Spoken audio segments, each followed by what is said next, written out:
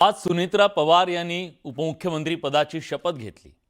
काल रात्री सुनेत्रा पवार शरद पवारांना कल्पना न देताच मुंबईकडे रवाना झाल्या। आज सकाळी पत्रकार परिषद घेत शरद पवारांनी याबद्दल कल्पना नसल्याचं स्पष्ट केलं। त्यानंतर पार्थ पवार यांनी गोविंद बागे जात शरद पवार यांची भेट घेतली।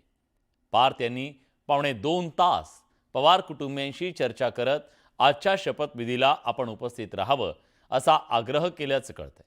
यानंतर बाहेरच सुप्रिया सुळे यांच्यासोबतही पार्थ पवारांनी चर्चा केली। पार्थ पवारांनी शरद पवारांना शपथविधीचं निमंत्रण देत मनधरणी केल्याची माहिती समोर आली।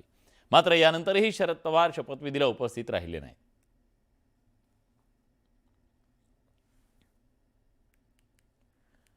तर ही सगळी राजकीय घडामोड, राजकीय उलथापालथ सुरू असताना दरम्यान आज शपथविधी होत असताना पवारांना विश्वासात घेतलं नाही, यावर सुप्रिया सुळेंनी बोलणं टाळलं।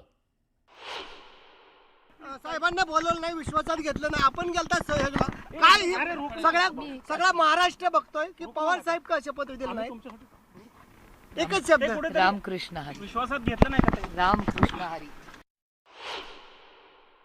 साहेबांच्या साहेब का आले नाहीत हे मला नाही माहीत, कारण मी तो फॉलोअप घेतला नाही। पण आज जय पवार साहेब होते, त्यांच्या फॅमिलीतली लोक होती, बाकी कोण का नाही आलं ते त्यापेक्षा शपथविधीच्या सोहळ्याला मला काय बोलावंच वाटत नाही। खरं सांगू का तुम्हाला, दादा नावाचा देव ज्या माणसानं आम्हाला कचऱ्यातून उचलून आमदार केलं, तो माणूस नसतं याच्यापेक्षा दुसरं दुःख असू शकत नाही। अजित पवारांचं अकाली निधन झाल्यानंतर चौथ्या दिवशी त्यांच्या पत्नी सुनेत्रा पवार यांना उपमुख्यमंत्री पदाची शपथ घ्यावी लागली। सुनेत्रा पवारांच्या शपथविधीला पवार कुटुंबातून कुणी उपस्थित राहिलं नाही।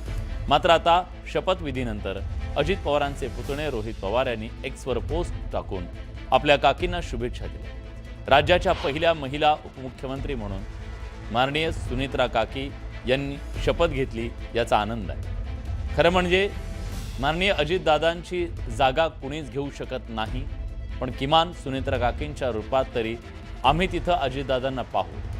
डोक्यावर डोंगरा एवढं दुःख असताना आणि आम्ही सगळेजण शोकाकुल असताना त्यांना शुभेच्छा तरी कशा द्याव्यात हे कळत नाही।